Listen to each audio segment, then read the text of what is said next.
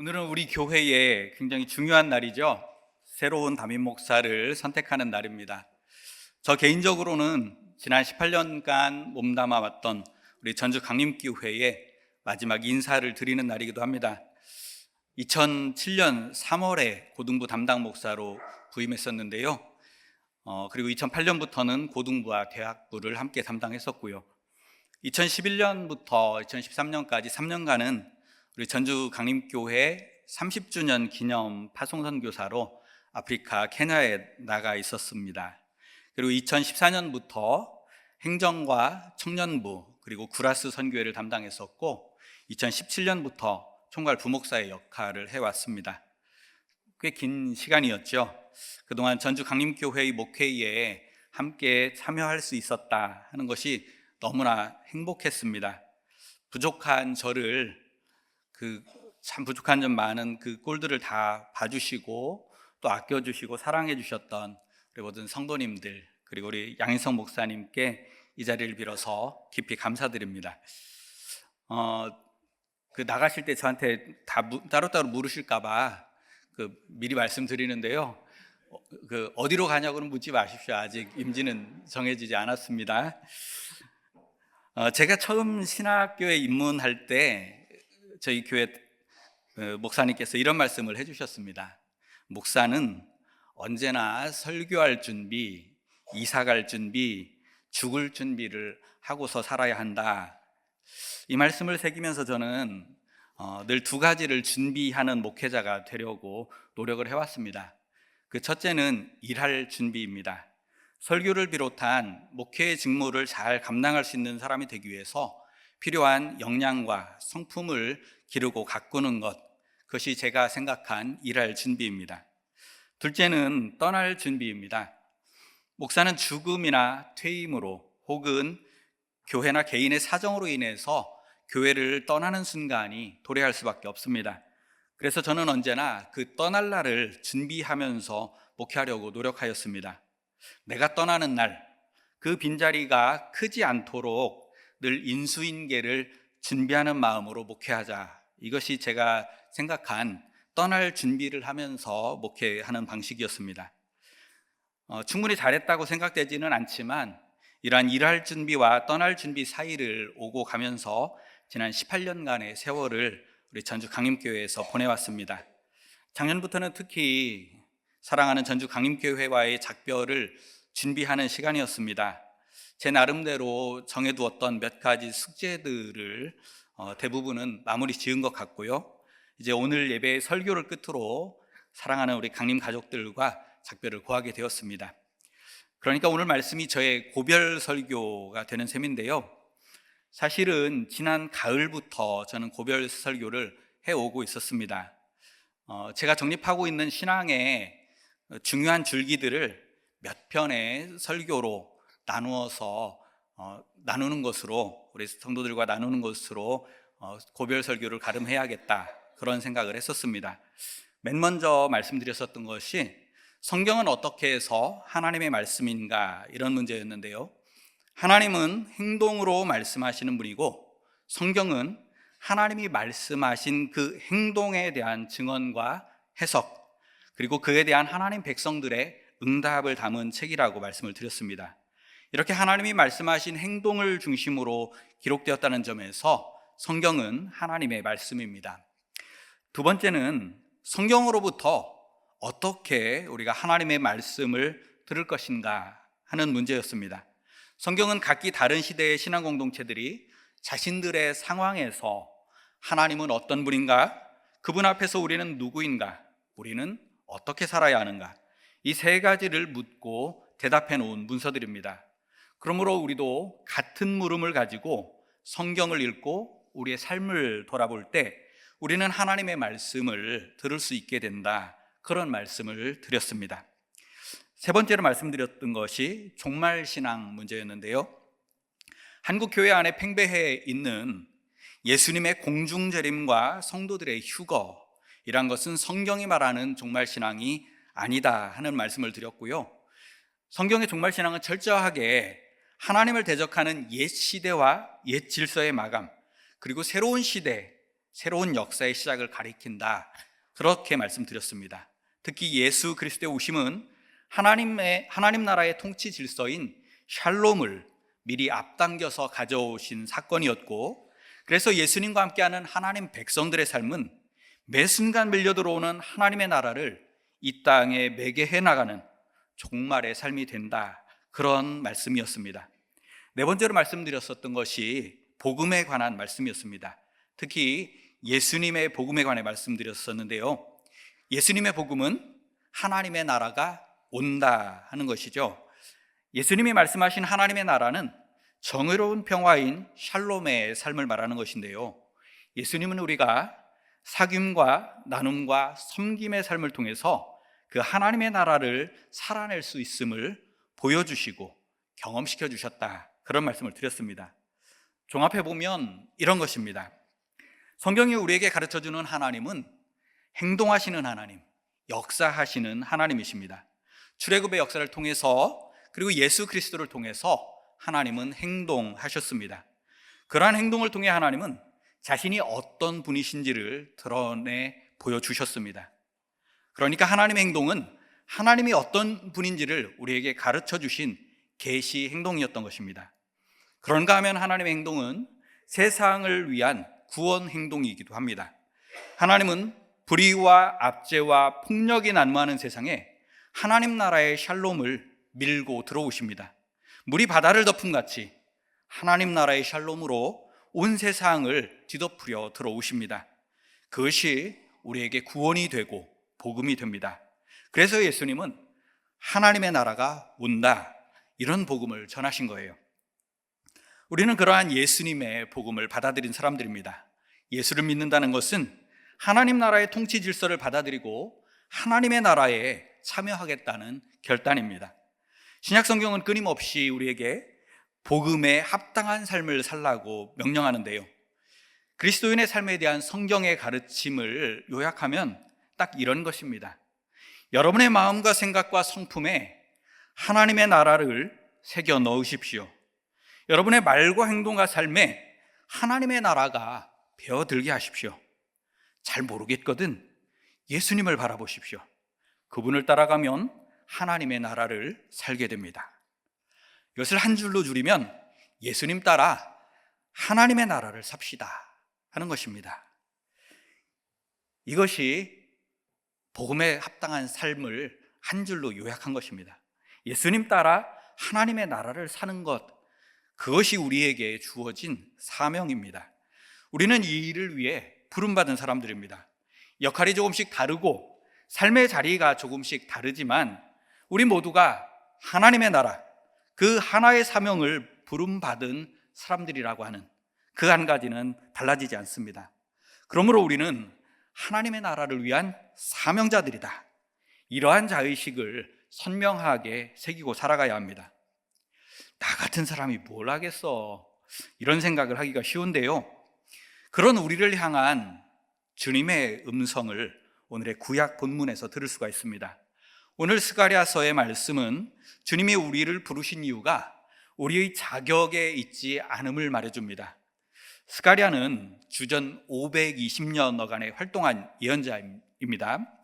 그 당시 상황을 좀 살펴보면요, 바벨론 땅의 포로로 끌려갔던 이스라엘 백성들은 주전 539년부터 유대 땅으로 돌아올 수 있게 되었습니다. 꽤 많은 사람들이 유대 땅으로 돌아와서 황무해져 있던 예루살렘과 유다 지역을 재건하는 일에 투신하였습니다. 그러던 중 그 재건 사업이 큰 위기를 맞게 됩니다. 유다 지역의 재건 사업은 페르시아의 왕인 고레스와 그의 뒤를 이은 캄비세스의 후원을 받고 있었습니다. 그런데 주전 522년 페르시아에서 반란이 일어났고 캄비세스가 죽는 일이 벌어집니다. 페르시아는 내전에 빠져들었고 유다 지역은 이제 재건 사업에 대한 후원은커녕 보호조차도 받기가 어렵게 된 겁니다. 2년여의 내전 끝에 캄비세스의 측근이었던 다리우스라고 하는 사람이 그 반란을 진압하고 페르시아의 왕으로 등극합니다. 이러한 페르시아의 정세를 유심히 살피며 기도하던 이들이 있었습니다. 학개 그리고 스가랴, 이러한 두 사람의 예언자들인데요, 그들은 고레스와 캄비세스의 정책을 계승한 다리우스가 페르시아의 패권을 장악하는 것을 보고 이제 다시 예루살렘과 유다의 재건 사업을 힘껏 추진할 수 있게 되었다, 그렇게 판단하였습니다. 그런 판단하에 학계 예언자는 예루살렘의 성전을 신속하게 재건하자고 독려하였고요, 스가랴 예언자는 앞으로의 재건 사업을 통해 새로운 이스라엘이 탄생하게 되리라고 하는 희망찬 비전을 제시하였습니다. 이 스가랴 예언자는 8가지의 환상을 사용해서 새로운 시대에 관한 비전을 제시하는데요, 3장과 4장에서는 특히 새로운 시대를 열어나갈 지도자들에 관해서 이야기를 하고 있습니다. 그중 대제사장이었던 여호수아로 대표되는 제사장들에 관해 말해주는 것이 오늘 우리가 읽은 3장 말씀의 내용입니다. 1절을 보시면 대제사장 여호수아가 주님의 천사 앞에 서 있고 그 오른쪽에는 사탄이 서 있다고 말합니다. 사탄이 그를 고소하고 있다는 것입니다. 대제사장 여호수아는 사탄의 이러한 고소를 피할 수 없는 흠결이 많은 사람이라는 거예요. 3절에서는 그가 냄새나는 더러운 옷을 입고 있다고 말합니다. 대제사장이라면 마땅히 희고 고운 베옷을 입고 있어야 하고, 그리고 향유를 부은 그의 몸에서는 향내가 풍겨야 마땅합니다. 그런데 역한 냄새가 나는 더러운 옷을 입고 있습니다. 그만큼 그는 성품이나 인격이나 행실에 있어서 흠결이 많고 지도자답지 못한 사람이라는 거예요. 대제사장인 여호수아의 몰골이 이러하다는 것은 그 시대의 모든 제사장들이 그 꼴이었다는 말입니다. 그런데 주님은 그런 여호수아와 제사장들을 들어 쓰시겠다고 하십니다. 7절로 가서 보면 네가 내 집을 다스리며 내 뜰을 지킬 것이라고 말씀하시고요, 8절을 가서 보면 너희는 모두 앞으로 나타날 일에 표가 되는 사람들이다, 그렇게 말씀하십니다. 새로운 시대를 열어내는 일에 그들을 쓰시겠다는 겁니다. 그토록 흠이 많아서 손가락질을 당하는 사람들인데 하나님 나라의 새 역사를 열어가는 사명을 그런 사람들에게 맡기신다는 거예요. 조금 당혹스럽죠. 그런데 생각해보면 이것이 하나님의 방식입니다. 하나님은 힘없는 자들을 불러 쓰셨고, 가난한 사람들을 불러 쓰셨고, 몸이 성치 못한 사람들을 불러서 쓰셨습니다. 배움이 넉넉치 않은 사람들을 불러서 쓰셨고, 인생 다 살았다 싶을 만큼 나이 많은 사람들도 불러서 쓰셨습니다. 첫째가 아닌 둘째 혹은 말째들을 불러서 쓰셨습니다. 성경에 수도 없이 반복되는 이야기가 이런 이야기들입니다. 자격이 없다고 하는 사람들, 부적합하다고 생각되는 사람들을 불러서 그들에게 하나님 나라의 역사를 맡기시는 겁니다. 왜 그럴까요? 그런 사람들도 당당히 주역으로 살아가는 세상, 그런 세상이 바로 하나님의 나라이기 때문입니다. 그렇기 때문에 그런 사람들을 주역으로 일으켜 세우고 그런 사람들을 하나님께서는 중히 쓰시는 겁니다. 그러니까 우리는 나 같은 사람은 안 돼요, 그런 소리를 해서는 안 됩니다. 나는 어려서 안 돼요, 이런 소리 하는 사람들에게 주님은 말씀하십니다. 너는 이제부터 아이라 하지 말아라. 저는 나이가 너무 많아서 안 돼요, 이런 소리 하는 사람들에게 주님은 말씀하십니다. 내가 80의 노구였던 모세를 들어서 썼다. 저는 배움이 없어서 안 돼요, 이런 말을 하는 사람들에게 주님은 말씀하십니다. 갈릴리에서 고기잡이로 살던 갈릴리 어부들을 내가 썼다.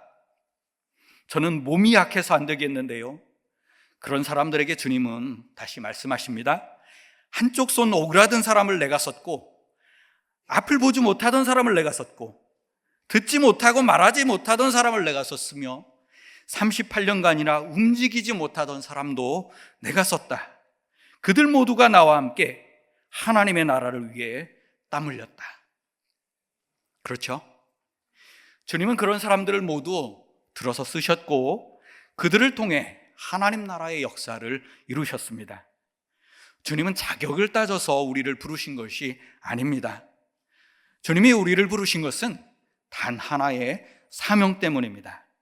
10절로 가서 보면 서로 자기 포도나무와 무화과 나무 아래로 이웃들을 초대할 것이라는 말이 나옵니다. 함께 어우러져서 먹고 마시고 웃고 떠들면서 사랑도 기쁨도 아픔도 함께 나누며 오순도순 살아가는 삶, 어떤 억압도 없이 평화를 누리며 살아가는 하나님 나라의 삶을 가리키는 표현입니다. 참 소박해 보이죠? 그런데 이 스가랴의 시대에 있어서는 이런 정도의 소박한 삶만 해도 그것은 하나님의 나라였던 겁니다. 그런 새로운 시대의 표징이 되라고, 하나님 나라의 표징이 되라고 주님은 그토록 흠결 많은 사람들을 부르신 겁니다. 스가랴 시대의 대제사장 여호수아도, 그리고 우리들도 다 마찬가지입니다. 4절과 5절로 가서 보면 흠결 많은 사람들을 쓰시는 하나님의 방법을 발견할 수가 있습니다. 주님은 여호수아에게서 냄새나는 더러운 옷을 벗겨냅니다. 그리고는 거룩한 예식에 입는 새 옷으로 갈아입힙니다. 머리에는 깨끗한 관을 씌워줍니다. 하나님의 손길 아래에 그 사람이 변화되어가는 모습을 그리고 있는 겁니다. 그 사람의 마음과 생각과 성품이 변화되고 그 사람의 말과 행실과 삶이 변화되는 거예요. 하나님의 은혜로 그 행실이 고귀해지고 하나님의 일꾼다운 존엄함을 갖추게 되는 겁니다. 그것이 부족한 우리들을 들어 쓰시는 하나님의 방법입니다. 8절을 다시 한번 보시면 너희는 모두 앞으로 일어날 일에 표가 되는 사람들이라고 말하죠. 어떻게 해서 우리가 그 일에 표가 될 수 있겠습니까? 주님의 은혜로 우리에게 일어나는 변화, 그 변화를 통해서 우리는 앞으로 일어날 일에 표징이 되는 겁니다. 여호수아가 변화되어지는 그 모습을 통해서 새로운 시대의 표징이 되었듯이 우리들도 우리 안에서 일어나는 그 변화를 통해서 새로운 세상, 하나님 나라의 표징이 되는 겁니다. 우리의 마음과 생각과 성품, 우리의 말과 행실과 삶에서 일어나는 변화를 통해서 우리는 밀려들어오는 하나님 나라의 표징이 되고 하나님 나라의 맛배기가 되는 거예요. 그것이 하나님의 방법입니다. 그러므로 중요한 것이 우리에게 일어나는 변화입니다. 주님으로 인한 변화가 우리에게 있어야 합니다. 저는 참 기가 막힌 변화의 한 장면을 한 편의 영화에서 본 적이 있습니다. 2021년에 개봉되었던 자산어보라는 영화인데요, 이 영화의 배경은 1801년 신유 박해입니다. 그때 300여 명의 가톨릭 신자들이 처형을 당했고 다산 정약용과 그의 형 정약전 등 많은 사람들이 유배를 당합니다.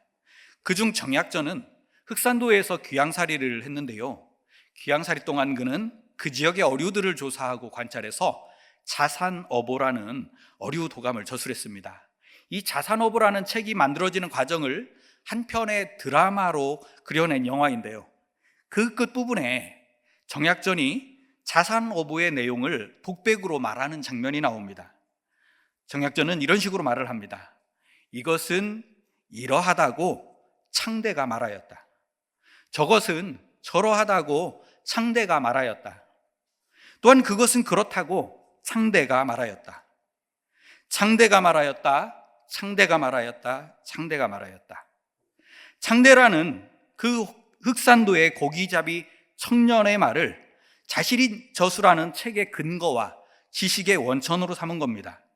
이것은 예수로 인해 정약전의 내면에서 일어났던 어마어마한 혁명을 보여주는 장면입니다. 조선시대 유학자들에게 있어서 토론의 근거와 원천은 사서삼경과 같은 존경받는 유교 성현들의 가르침이었습니다. 그래서 무언가를 주장하려면 공자가 말하기를 이러이러했다, 맹자가 말하기를 그러저러했다 하면서 공자왈 맹자왈 했던 겁니다. 그런데 정약전은 공자 맹자와 같은 유교 성현들이 아니라 흑산도의 고기잡이 청년 창대의 말을 인용해서 창대가 말하기를 이러이러했다, 창대가 말하기를 그러저러했다 하면서 창대왈, 창대왈, 창대왈 했던 것입니다. 성현의 반열에 올라있는 공자 맹자의 권위를 버리고 흑산도 고기잡이 청년 창대를 새로운 지식의 원천과 근거로 삼고 있는 거예요. 조선시대 유학자들의 상황으로 놓고 봤을 때 이것은 가히 혁명이라고 말하지 않을 수 없는 놀라운 변화입니다. 무엇이 그런 변화를 만든 것입니까? 예수죠. 그가 서학을 통해서 만났던 예수로 인한 변화입니다. 이런 류의 변화가 우리에게 있어야 합니다. 예수로 인해 일어나는 크고 작은 변화들이 우리에게 있어야만 합니다. 하나님의 나라를 보여주는 그 변화를 통해서 우리는 새로운 시대의 표징이요 하나님 나라의 맛배기가 되는 것입니다. 오늘 신약 본문은 하나님 나라의 표징과 맛배기로 살아보려고 몸부림했던 초대교회의 노력, 그 한 대목을 보여줍니다. 로마서 15장 1절을 보면 우리는 다른 사람들의 약점을 돌보아 주어야 한다고 말하고 있습니다. 다른 사람들의 약점을 돌보아 준다. 배려하는 마음을 가지고 살아야 한다는 말이죠. 사람은 누구나 자기중심적으로 생각하고 자기중심적으로 말하고 행동하려고 하는 경향을 가지고 있습니다. 동시에 대부분의 사람들은 그것을 어느 정도 다스리고 절제하면서 살아갑니다. 그런데 간혹 자기 편한 대로만 살려는 경향이 유독 강한 사람들도 있죠. 배려심이 부족한 사람들입니다. 우리의 언행 속에 배려하는 마음이 부족하게 되면 그것이 다른 사람들에게는 상당한 폭력으로 경험될 수가 있습니다. 나 편한 대로 다 해버리고 나면 신뢰가 깨어지고 마음에 생긴 상처가 응어리로 남습니다. 그래서 사도 바울은 자기에게 좋을 대로만 해서는 안 된다고 말하는 겁니다.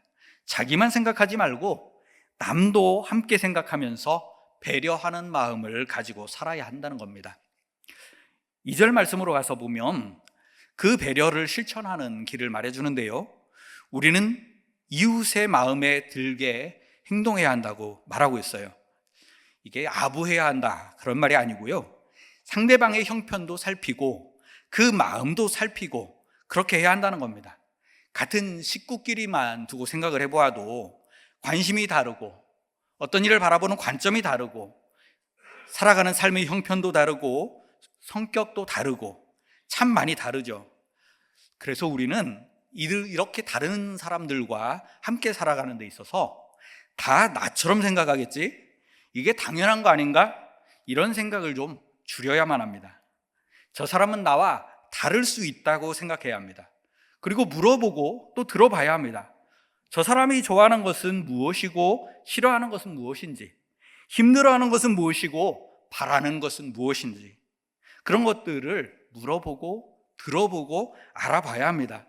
나와 상대방 사이의 차이를 파악하고 그 차이를 존중해 주어야 합니다. 그래야 서로 말이 통할 수 있게 되고 서로의 차이를 조율해 나갈 수가 있게 됩니다. 그렇게 하는 것이 배려입니다. 일반적으로 남자들은 배고픈 것을 잘 참지 못합니다. 이것은 남성들의 인격이 아니고 일반적인 남성들의 신체적인 특징입니다. 반면에 여성들은 배고픔을 상대적으로 잘 견딘다고 해요. 남자들보다 잘 견딘다는 얘기죠. 이것이 배고픈 문제에 있어서 남성과 여성 사이에 있는 하나의 차이점이에요. 서로에게 이런 차이가 있다는 점을 이해하고 있으면 서로를 좀 더 배려할 수 있겠죠. 저 사람은 배고픔을 잘 못 견디는 사람이니까 지금 내가 느끼는 것보다 더 힘들 수도 있겠구나. 나는 엄청 배가 고프고 힘이 들지만 저 사람은 이 느낌을 잘 모를 테니까 그냥 내가 간식거리라도 좀 찾아 먹자. 서로를 이해하면 이렇게 배려할 수 있습니다. 반대로 서로의 차이를 이해하지 못하면 배려를 하려고 해도 자기 기준대로, 자기 마음대로 배려를 하죠. 상대방은 빵의 바삭한 껍질을 좋아하는데 배려한다고 하는 것이 내가 좋아하는 빵의 부드러운 속살을 줍니다. 그러면 상대방은 좀 짜증이 나겠죠. 그런 짜증을 보면서 잘 해주어도 뭐라고 한다고 투덜거립니다. 문제는 어디에 있습니까? 서로의 차이를 알지 못하는 것에 있는 겁니다. 차이를 알고 존중하면서 배려해야 그 배려가 좋은 배려일 수 있는 겁니다. 이와 같이 사도 바울은 서로를 배려하면서 살라고 말하고 있습니다.